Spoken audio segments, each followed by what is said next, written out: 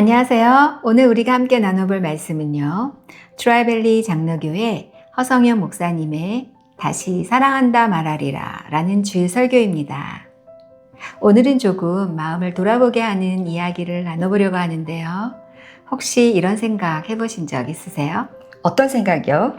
나는 분명히 사랑하는데 왜 나의 사랑이 잘 전달되지 않을까? 네, 누구나 한 번쯤은 고민해 보았을 것 같아요. 우리 마음속에는 사랑이 있는데 그 마음을 잘 표현하지 못할 때가 참 많죠. 특히 가까운 가족에게는 더 그런 것 같고요. 말하지 않아도 알겠지라고 생각하지만 사실 사랑은 표현될 때 더 큰 힘이 되는 것 같아요. 네, 맞아요.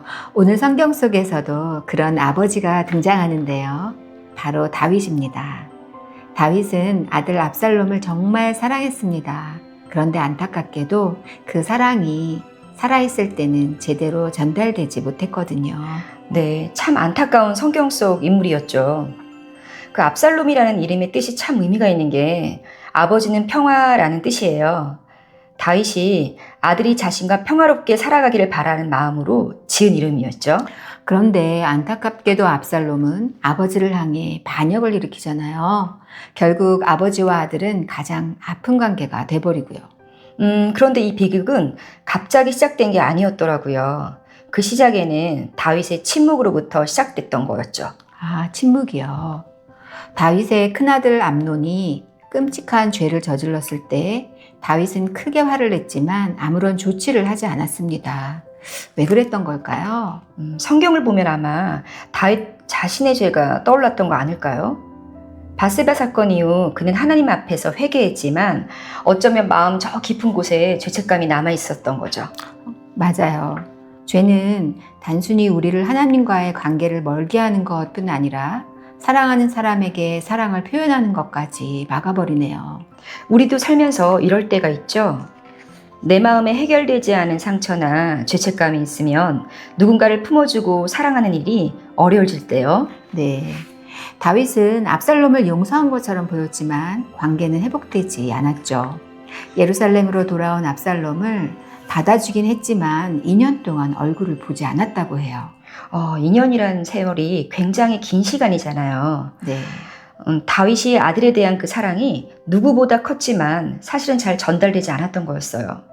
표현되지 않은 사랑은 때로 상대방에게 나는 사랑받지 못하는구나 라는 상처로 느껴질 수 있으니까요. 결국 압살롬은 아버지의 사랑을 알지 못한 채 반역의 길을 걸었고 전쟁에서 죽게 됩니다. 그랬죠. 그리고 그 소식을 들은 다윗이 이렇게 외칩니다. 내 아들 압살롬아, 내 아들아, 차라리 내가 너를 대신하여 죽었더라면, 이렇게 목 놓아 외치게 되죠. 그 말은 사실 다윗이 살아있을 때 아들에게 했어야 할 말 아니었을까요? 아들아, 내가 너를 사랑한다. 그 사랑이 너무 늦게 전해졌네요. 네, 맞아요. 그런데 여기서 주목할 점은 이 슬픈 이야기 너머에 우리를 향한 하나님의 놀라운 사랑이 담겨 있다는 겁니다. 다윗이 차라리 내가 너를 대신해 죽었더라며 하고 탄식했지만 그 바람은 현실이 될 수 없었던 거죠. 그러나 하나님은 우리를 구원하시기 위해 그 일을 실제로 행하셨던 거죠. 그렇죠.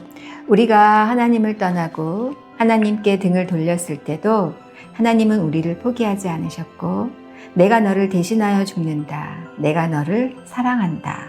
예수님을 십자가에 보내시며 이렇게 말씀하셨죠. 십자가는 하나님께서 우리에게 보여주신 가장 큰 사랑이었던 거죠. 네, 그렇죠. 우리가 먼저 사랑하려고 애쓰는 것보다 먼저 그 사랑을 받아들이는 것이 더 중요한 것 같아요. 사랑받은 사람만이 진짜 사랑할 수 있기 때문인 거죠. 네, 사랑은 결심만으로는 되지 않는 거잖아요. 오늘부터 사랑해야지 한다고 마음대로 되는 것도 아니고요. 참 좋은 말씀인 것 같아요. 먼저 내가 얼마나 큰 사랑을 받는 사람인지 기억할 때 그 사랑이 자연스럽게 흘러나오는 것 같아요. 혹시 오늘 사랑한다고 말하지 못한 사람이 있으신가요? 그 대상이 가족일 수도 있고 가까운 누군가일 수도 있겠죠. 내 안의 죄책감, 상처, 자존심 때문에 막혀있던 사랑은 없는지 오늘 하나님 앞에서 우리의 마음을 한번 돌아보셨으면 좋겠습니다. 그리고 십자가 앞에서 다시 하나님의 사랑을 기억했으면 좋겠습니다. 하나님은 우리를 먼저 사랑하셨습니다. 그 사랑이 우리 마음에 가득 채워질 때 우리도 다시 사랑을 전할 수 있다고 생각합니다. 오늘도 이렇게 기도해 보면 어떨까요? 하나님, 제가 사랑해야 한다고 노력하기보다 먼저 하나님의 사랑을 깊이 알게 해주세요. 라고. 그리고 그 사랑으로 가족에게, 이웃에게 하나님께 받은 사랑을 흘려보내는 우리가 되기를 소망합니다. 하나님의 사랑 안에서 회복되고 사랑을 전하는 하루가 되시기를 축복합니다.